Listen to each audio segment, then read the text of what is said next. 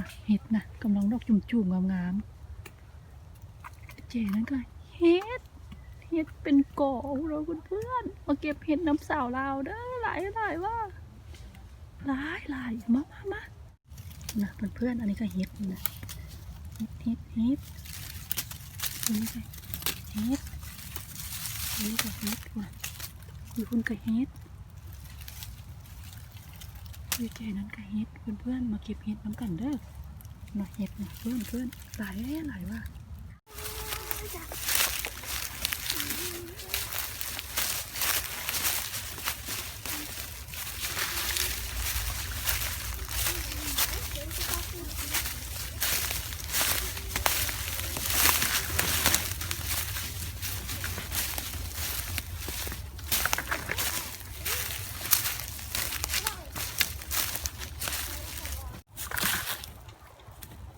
ตัวบาดเอาบ่เอามันบาดนะมันบาดหมดเพื่อนบ่เอาเป็น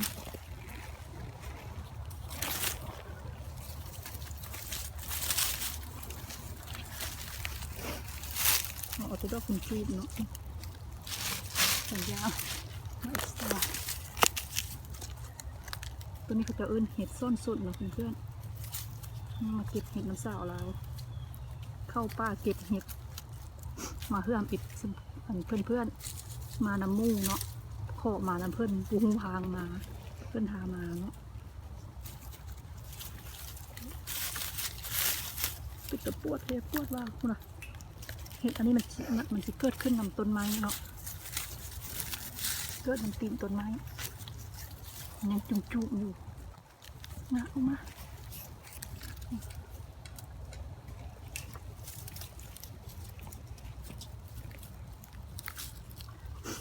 ครับขี่รถน้ำก้นขึ้นมาให้คลิป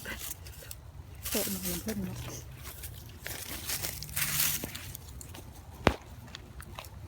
ง่ายเองสิเลยเพื่อน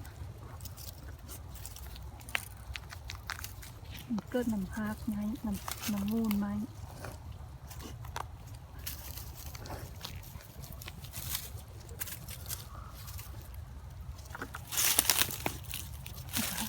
ให้อันนี้เป็นเจ้าก็ได้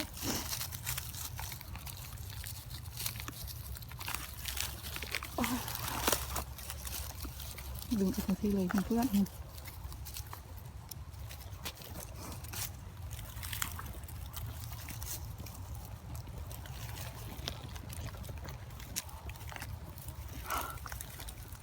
เขาบอกได้ดึงเอายากเนาะ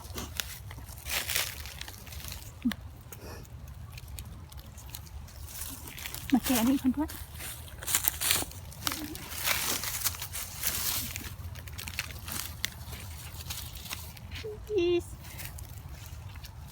ระวังต้นพอยเส้นเลยลูก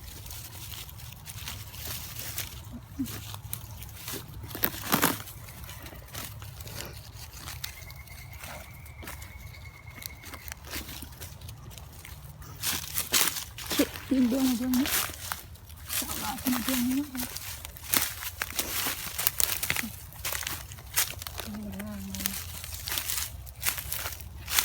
กำลังกินจุ่ม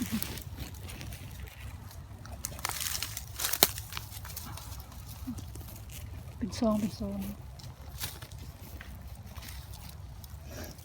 คุ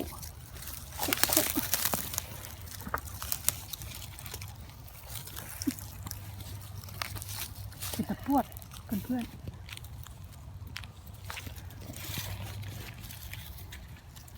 หน้าจะได้ขอมานะเพื่อนชื่อหางเนาะ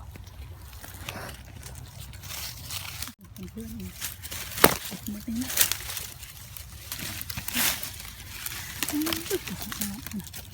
เอาคนต้องไปใหญ่เลย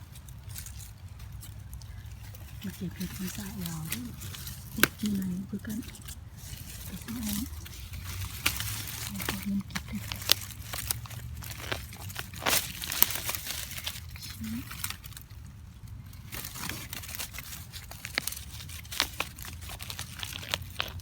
ขอข้าเจ้ามาเก็บของข้าเจ้าบุเคยมาเก็บจะคืออะไรว่าข้าเจ้าขอมาได้มาเก็บมาให้ยันคลิป ลง YouTube เขาจะพามาเนี่ยเขาจะหูปลาดิเราไปหูปลาบุญธรรมะย้านลงหางเนาะได้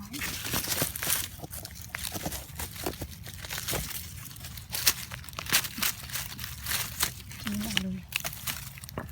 ไปคู่หนึ่งละเพื่อนเห็ดไปคู่น้ำซีนะ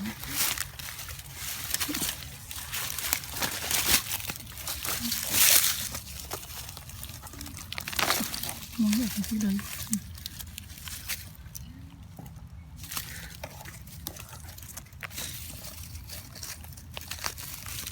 มือเปื้อนมือแรงละสมนวนลองต้นไม้เลยเพื่อนนะยังรูปต้นไม้ติดไปเลยนะ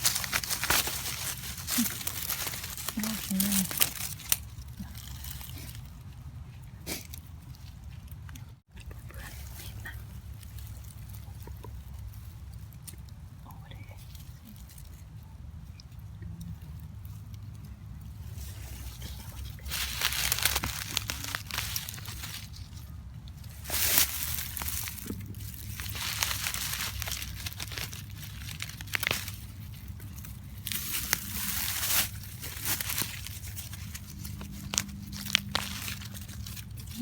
ผมว่าให้มาเก็บน้ำน้ำปลาอะไรเราเพื่อนๆ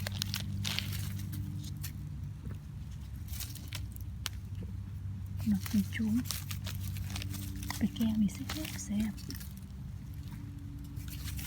นักบ้านเนี่ยเขาเอาเนาะนักบ้านมันสิเขาเอาไปดอกกินจุ้งอันนี้มันต้นถอยสไลด์ดีเลยหมูตัวนี้หมูอ้ำน้ำ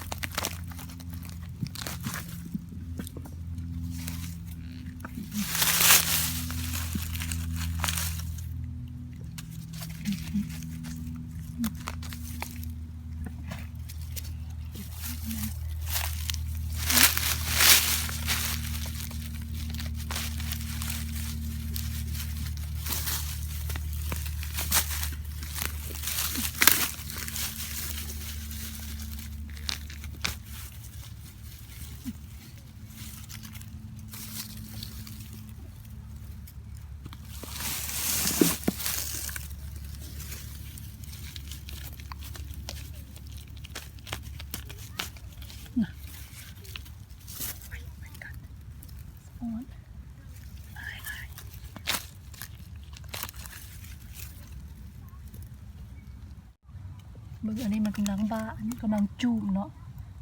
มันกำลังจูมเห็ดตัวนี้มันจะมีสองอย่างเนาะตัวดอกสีเหลืองตัวดอกสีขาวเนาะ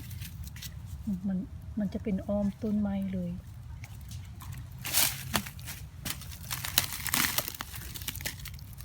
มันยังจูมอยู่มันยังไม่บานครับโอเคเราเริ่มเก็บกันได้เลยเนาะ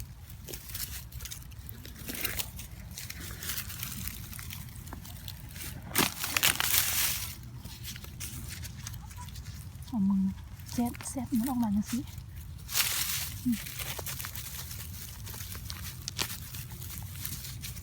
จุ่มนี่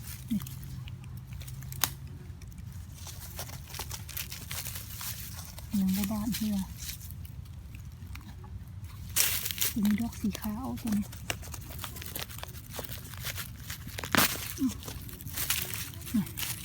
แซนเป็นโง่ไปเลย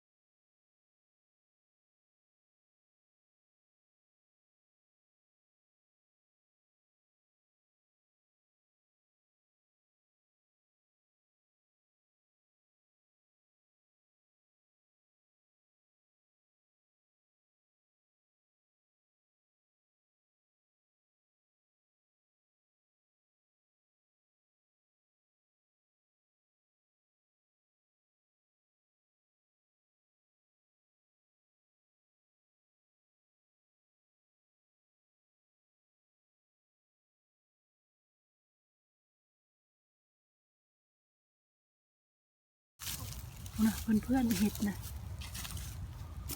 อันนี้ต้นอันสงสัยเป็นต้นพอยซึนไอวี่เนาะระวังเด้อต้นพอยซึนไอวี่มันกินแล้วคันได้เป็นตุ่มเนาะมาเจนั่นก็เห็ดเนาะอยู่รูปนี้ก็เห็ดอยู่นี่ก็เห็ดเพื่อนๆมาเก็บเห็ดน้ำสาวลาวเด้อมาเก็บเห็ดน้ำกันมาอะไรนะเพื่อนๆอันนี้ก็เห็ดนะเห็ดอันนี้ก็เห็ดอันนี้ก็เห็ดว่ะอยู่คุณก็เห็ดอยู่เจนั้นก็เห็ดเพื่อนๆมาเก็บเห็ดน้ำกันเด้อเนาะเห็ดนะเพื่อนหลายว่านะเห็ดนะกำลังดอกจุ่มๆงามๆเจนั้นก็เห็ดเป็นกอเราเพื่อนๆมาเก็บเห็ดน้ำสาวลาวเด้อหลายว่าหลายมา